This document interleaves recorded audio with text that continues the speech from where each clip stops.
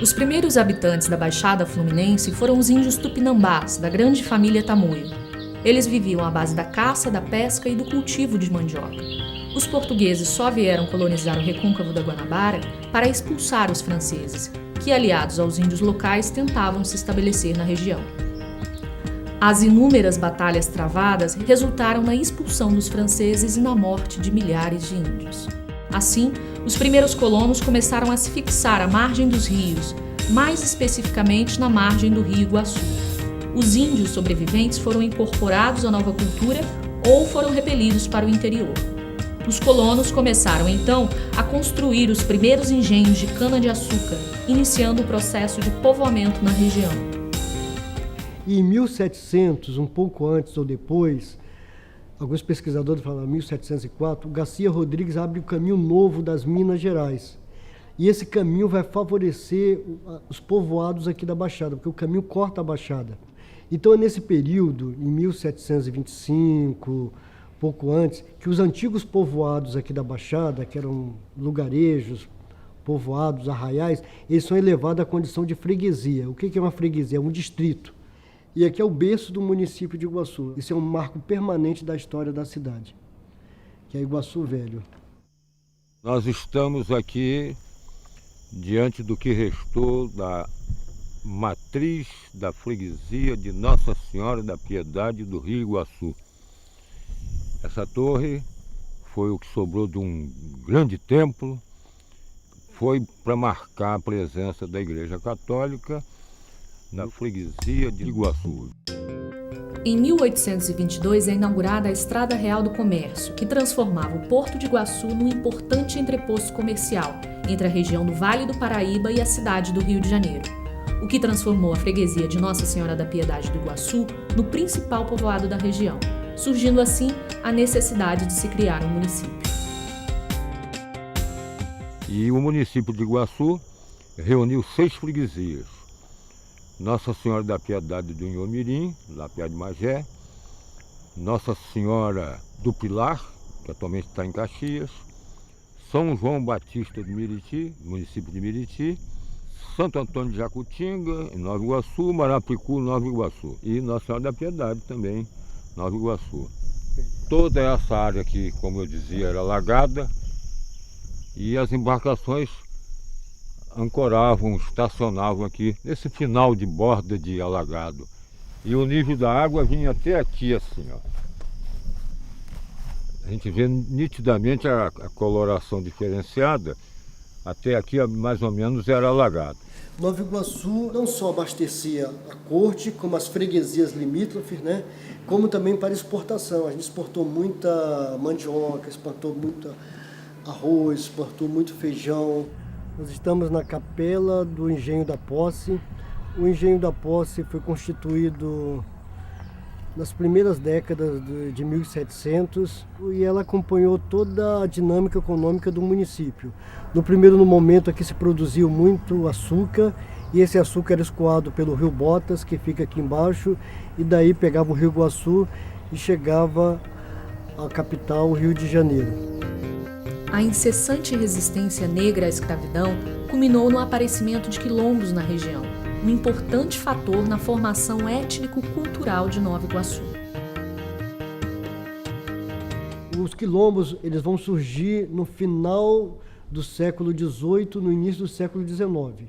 E na literatura policial, eles vão aparecer com vários nomes, de acordo com o editor do jornal, às vezes os nomes sarcásticos, Quilombo do Bomba, a Nova África, Quilombo do Gabriel. E aquela ponta, aquela saliência lá daquela ponta da serra, ali existia um quilombo. Os documentos antigos falam da Pedra do Quilombo. Então ele era um lugar seguro, porque você tem a vista panorâmica aqui, toda a cidade, toda a região. E ali os quilombolas encontraram um lugar seguro para desenvolver suas atividades e também para descer, ter relações com os moradores aqui.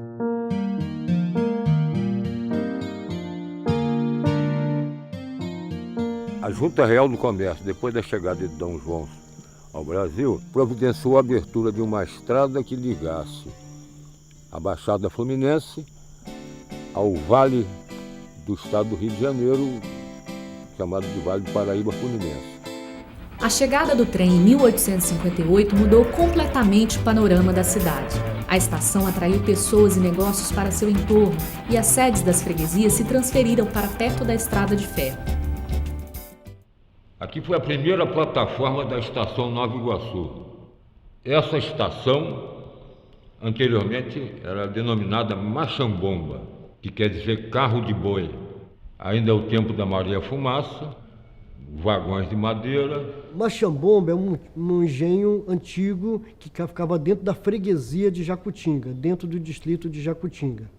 Era um engenho que depois passa a ser também um povoado que fica em torno daquele engenho. Acontece que Machambomba surge mesmo quando é inaugurado o trem, em 29 de março de 1858. Em 62, 61, a sede da freguesia de Jacutinga, a sede do distrito de Jacutinga é transferida para Machambomba. E assim é construída uma nova igreja para ser a sede da freguesia. Aí temos hoje a nossa Catedral de Santo Antônio de Jacutinga, no centro de Nova Iguaçu. Quando você desloca um aglomerado humano, você também desloca os negócios, as transações comerciais, os caminhos, né? Então aquela região toda que hoje nós chamamos de Tinguá, com o advento da ferrovia, entrou em decadência. Com o declínio da produção açucareira, o então presidente Nilo Peçanha usou mão de uma política de diversificação agrícola. A cidade de Nova Iguaçu recebeu investimentos que propiciaram a plantação de laranja na região.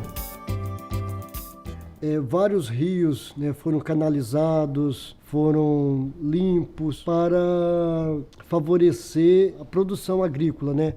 Muitos canais, riachos, afluentes eram canalizados e desaguavam no rio.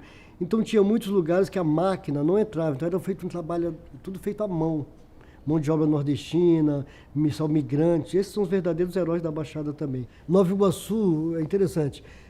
Tinha várias chácaras de laranja, não tinha um grande latifúndio de laranja, tinha muitos produtores de laranja. Então a produção era feita em chácaras, era colhida a laranja, então na época da produção se chamava vários trabalhadores que catavam essa laranja, colhia. E esses chacareiros revendiam a laranja para os barracões onde essa laranja era tratada, lavada e acondicionada para exportação. Do município, que foi considerado o maior produtor de laranja do mundo, e a cidade, já Nova Iguaçu, ex-Machambomba, foi inclusive apelidada de Cidade Perfume, por causa do cheiro das flores da laranjeira.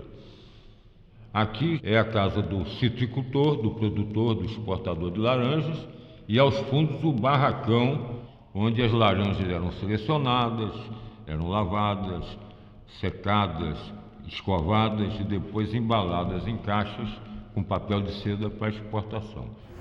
Nós estamos no barracão do comendador Francisco Baroni, que foi um grande exportador de laranja.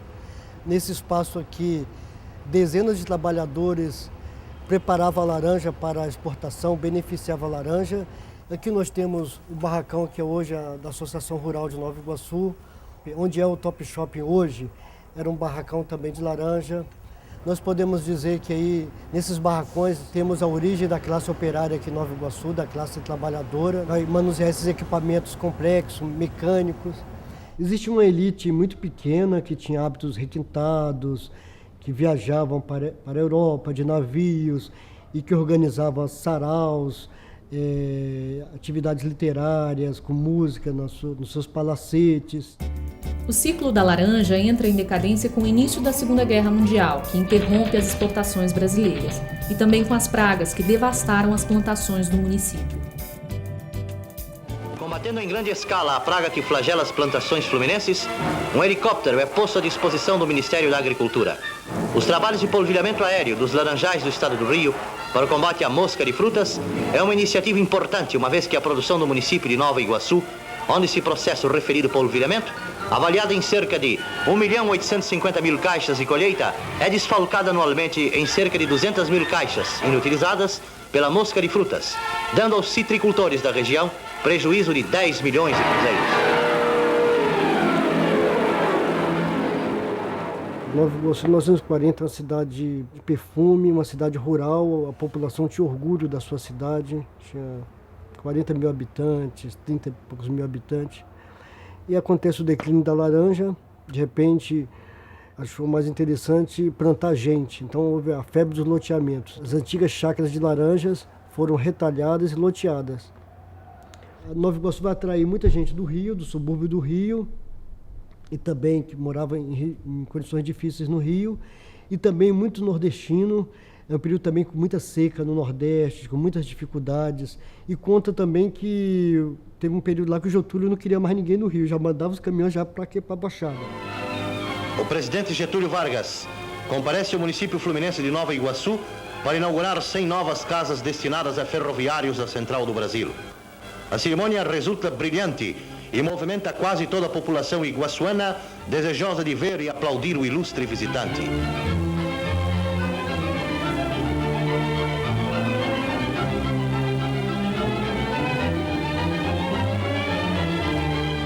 Quando vem a decadência da laranja, da exportação da laranja, e começam os loteamentos, a superpopulação invade essa região, de gente vinda na base do êxodo rural, de modo que a Baixada, se há problema para ser solucionado aqui, em face da superpopulação. O boom demográfico ocorrido na década de 60 trouxe milhares de pessoas para a cidade, que foram se arranjando na terra e se submetendo aos poderes locais instituídos na ausência de políticas públicas. O golpe militar de 64 agravou ainda mais a violação dos direitos da população iguaçuana. Nova Iguaçu, durante a ditadura, teve uma rotatividade muito grande de prefeitos. Nós tivemos vários interventores, saiu um prefeito, entrava outro, às vezes um prefeito era derrubado sob as mais diversas alegações de corrupção, disso, daquilo. Então, isso tudo criou uma instabilidade política muito grande na cidade. Aí nisso surge a Diocese de Nova Iguaçu. A Diocese de Nova Iguaçu é criada em 1960, mas em 66, realmente com a chegada de Dom Adriano, que a Diocese vai realmente assumir a causa do povo, uma vida mais digna aqui na Baixada. Dom Adriano foi um bispo católico, foi o terceiro bispo de Nova Iguaçu. Ele nasceu em Sergipe em 1918 e faleceu em Nova Iguaçu em 1996. Ele assumiu Nova Iguaçu como bispo em 1966. 2 anos depois, ele propôs uma pastoral que desse respostas concretas ao homem e à mulher da Baixada. Por isso ele foi incompreendido, foi perseguido, caluniado. Ele foi sequestrado em 76, torturado. Em 79, soltaram uma bomba na Catedral de Nova Iguaçu, no Santíssimo. Somente assim, com o apoio da Igreja Católica, a partir de 76, 78, é que começa o processo de o povo vai se organizando dentro da igreja. Dom Adriano cria a Comissão Justiça e Paz para defender os direitos humanos, defender organizações de trabalhadores. Dom Adriano também é considerado um dos fundadores do MAB. Ele mesmo conseguiu recurso para construir a sede do MAB, para comprar a sede do MAB, o Sindicato das Domésticas, o Sindicato dos Metalúrgicos, o Sindicato dos Comerciários. Então, nesse período da década de 60, final da década de 60 e início de 70, Dom Adriano ele vai incentivar várias pesquisas e estudos sobre a Baixada Fluminense, sobre o fenômeno da Baixada Fluminense. A Baixada, nesse período, vai ser alvo de estudo, porque é uma região explosiva. É uma região que, de uma hora para outra, tem uma explosão demográfica somente verificada na Índia.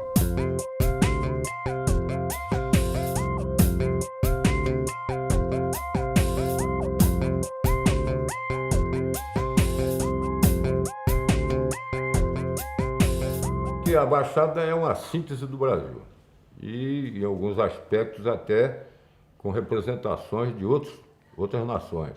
Tem uma composição populacional de gente de tudo quanto é tipo, até de estrangeiro, de nordestino, de mineiro, de paulista, entende? Então é uma região que não tem uma homogeneidade cultural. E essa heterogeneidade poderá servir futuramente para criar até uma nova cultura. E a cidade hoje, ela está num momento muito bom, porque tem todo um movimento de resgatar a identidade da cidade. A cidade voltou a crescer de novo. É uma cidade que tem quase 1 milhão de habitantes, é uma cidade que tem muitas potencialidades. Você imagina uma cidade com 67% do seu território comprometido com Mata Atlântica, é uma cidade muito bonita, que tem potencialidade turística, histórica, tem uma vocação econômica, sempre se produziu muito na cidade.